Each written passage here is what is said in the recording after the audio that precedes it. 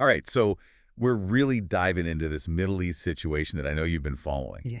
Missile attacks, talk of war, and of course the U.S. stuck right in the middle of it all. Ah, Well, let's just say there's a lot to unpack. definitely. We've been digging through all the news, the expert opinions, everything we can find, and honestly, some of it is pretty eye-opening, like Yeah. really surprising stuff you might not expect. Yeah, I mean, just the speed of this whole thing, right? Exactly. Iran launching missiles at Israeli air bases. Yeah. That's a really big deal. It doesn't matter if some reports are downplaying how much damage there was. It's a huge escalation. Right. That's what I thought was so strange. You hear, oh, ineffective missiles 1 minute. Then even people in Israel are admitting their bases got hit. Mm-hmm. Doesn't sound like a total failure to me. No, not at all. And it makes you wonder, like, what does this mean going forward? Is this going to make Iran even more likely to, try something bigger? It's a good question. And, we also have those reports that the U.S. actually had to step in and help intercept some of the missiles. Yeah. So it's not just a one-on-one thing anymore. Exactly. And this is where it gets really interesting, right? Because if some of those missiles are getting through, what does that tell us about Israel's Iron Dome? I mean, Right. that's their big defense system. Right. We always hear how it's practically perfect, that nothing gets through. But clearly something did, and that's got to change everyone's calculations, right? Oh, absolutely. It's like finding a weak spot, a chink in the armor.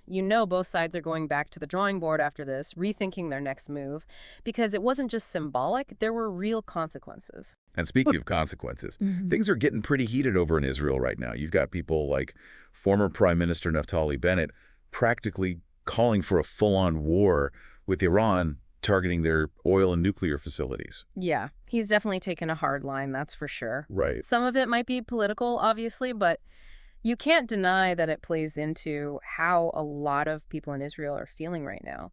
They're nervous, on edge. Which puts Biden in a really tough spot. Absolutely. Because on one hand, he's saying publicly that he doesn't want Israel attacking Iran's nuclear sites. But then, in the same breath, he promises to back them up if they respond proportionately. Right. It seems like a mixed message. Yeah. Like, which one is it? That's the million-dollar question, isn't it? And it just shows how difficult this is for the U.S. They're trying to stop a war from breaking out, but they also have this long history of supporting Israel's security. It's like walking a tightrope. So, where does this go? Can Biden keep things under control with Israel? Mm-hmm. Maybe push for some kind of diplomacy? Or is this heading towards something really dangerous? Well, that's what makes it so, I don't know, I guess captivating is the word, but also a little scary. Because this isn't exactly new territory, We've seen this kind of thing before, and it doesn't usually end well. You're talking about Iraq, aren't you? Yeah, That's the elephant in the room, right? Yeah. We can't ignore those parallels. exactly. I mean, we're hearing a lot of the same arguments that were used back then. A regime change is the big one. It'll be quick, it'll be easy, it'll be fine. Right. But of course, things are never that simple, and the consequences can be huge, like really huge. And that's what's so important for everyone listening to remember. Don't just get caught up in the headlines and all the noise. Remember what happened in Iraq. We have to be very careful about making those same mistakes, especially now when the stakes are so high. And it's not just the region that'll feel the impact. This could really destabilize things, and that has ripple effects, Yeah. globally even. That's something I honestly didn't fully get until we started really looking into this. But what did a destabilize Iran even look like? It's one thing to say it, but I think for me and for our listeners, we need to really visualize that, paint that picture. It's hard to say for sure, but I guess history gives us some hints, right? Regime change, it's rarely a smooth process. And with Iran specifically, you could easily see power struggles, different groups vying for control, maybe even extremists using the chaos to their advantage. And that's just inside Iran. Right. Then you think about the region as a whole, things could spiral pretty quickly. And don't even get me started on the global oil markets. If Iran's production goes offline, the whole world's economy is going to feel that. Yeah, it's like dominoes, isn't it? Yeah. One thing goes down, and suddenly it's this chain reaction. And we can't forget about the human cost in all of this either. Absolutely. It's so easy to get caught up in all the high-level stuff, the geopolitics, the strategy. But at the end of the day, these are real people we're talking about, real lives. War always has victims, and more often than not, it's the innocent people who suffer the most. So, I mean, is there any hope for things to calm down? Is there a way forward that doesn't involve more bombs, more suffering? Because honestly, it's starting to feel pretty hopeless. That's the million-dollar question, right? And unfortunately, there's no easy answer. Some experts say diplomacy is still possible, that there are ways to talk, channels to reopen. They point to the Iran nuclear deal, for example. The nuclear deal, gosh, feels like forever ago now, doesn't it? It does. But you're right, it did show that progress was possible, even if it didn't last. So what would it take to get back to that kind of negotiation? It would take a real change of heart from everyone involved, Yeah. willingness to compromise, to actually listen to each other, find some common ground. But realistically, with all the aggression, the suspicion, feels like a long shot. It really does, especially with all the tough talk we're hearing, the pressure to be aggressive. It's like everyone's just digging in, convinced they're right, and that the other side has to back down. A classic security dilemma, right? One side tries to protect themselves, the other side sees it as a threat, and it just escalates from there. Breaking out of that cycle, that takes courage, leadership, Mm. and a willingness to take risks for peace, which is a risk in itself. And honestly, and I think it's important for our listeners to hear this, we haven't seen a lot of that lately from anyone. That's fair. But that doesn't mean we should give up hope entirely. History's full of examples where things seemed impossible and then somehow dialogue, diplomacy, it worked. And it's not about being naive, it's just about remembering there's always another way, even when it feels like there isn't. I like that, holding on to that little bit of hope. So let's say we're looking for that other way, that path towards de-escalation, a peaceful resolution.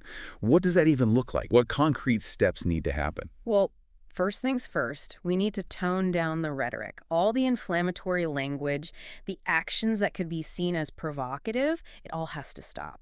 It's like trying to put out a fire with gasoline. Right, it just makes things worse. Yeah. But the question is, who makes that first move? Everyone seems to be waiting for the other guy to blink. It's a tough one, for sure.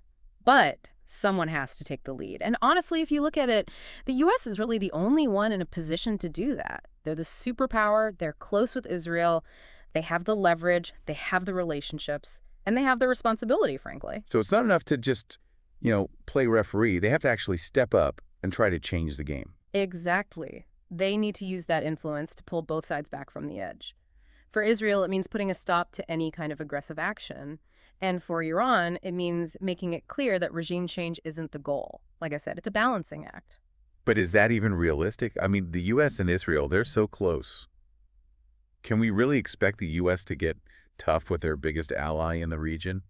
It'd be a real test of that relationship, don't you think? Yeah, it wouldn't be easy, that's for sure. And there's no guarantee it would work. But I think sometimes being a real friend means being willing to have those difficult conversations, even if it causes some tension, blindly supporting someone, especially when they're risking a much bigger conflict. It doesn't help anyone in the long run. Right. It's like when you see a friend heading down a bad path. Sometimes you have to be the one to say something, even if it's hard. I see what you're saying. It's about what's best for them, even if they don't see it that way at the time. But this is so much bigger than just two friends disagreeing. We're talking about the possibility of a war, and not just any war, one with global consequences. Absolutely. And that's why it's so important for everyone, not just the politicians, to really be paying attention to this, to be engaged. So if you're listening to this right now, remember, you're not powerless. Stay informed. Don't just accept the easy answers, and don't let yourself tune it out. Okay, so where do we go from here? What can the average person, someone like me or you, actually do to make a difference in a situation this complicated and dangerous? It's easy to feel overwhelmed. It is, but don't underestimate yourself. Every voice matters. And I think one really powerful thing you can do is to try to connect with the human side of this conflict. Read stories about everyday people, Israelis, Iranians, Palestinians, Lebanese people whose lives are directly affected by this tension. When you understand their hopes, their fears, what they want for their families, it's a lot harder to just see them as pieces on a chessboard. That's a good point. It reminds me of that quote, the real enemy is not the person on the other side of the battlefield, but the hatred, fear, and ignorance that put them there. Exactly. We need to be fighting those things. Hatred, fear, ignorance with everything we've got. Educate yourself, educate others, choose empathy over apathy, and never underestimate the power of even small acts of peacemaking. It all makes a difference. Those are good words to live by. So as we wrap up this deep dive, is there one final thought-provoking question you want to leave our listeners with? Something to ponder as they continue to follow this story? Sure. Given the potential consequences here, and they are really huge, we have to ask ourselves, what price are we willing to pay for blind loyalty? Should the U.S. reconsider its unwavering support for every single action Israel takes, even if it means putting that alliance at risk? Or is there another way, a path that puts diplomacy first, that prioritizes de-escalation, that never gives up on peace no matter how difficult it gets? That's the question I'll leave you with. No easy answers there. Mm. Just a lot to think about. Well, thank you so much for walking us through all of this. It's complicated, that's for sure.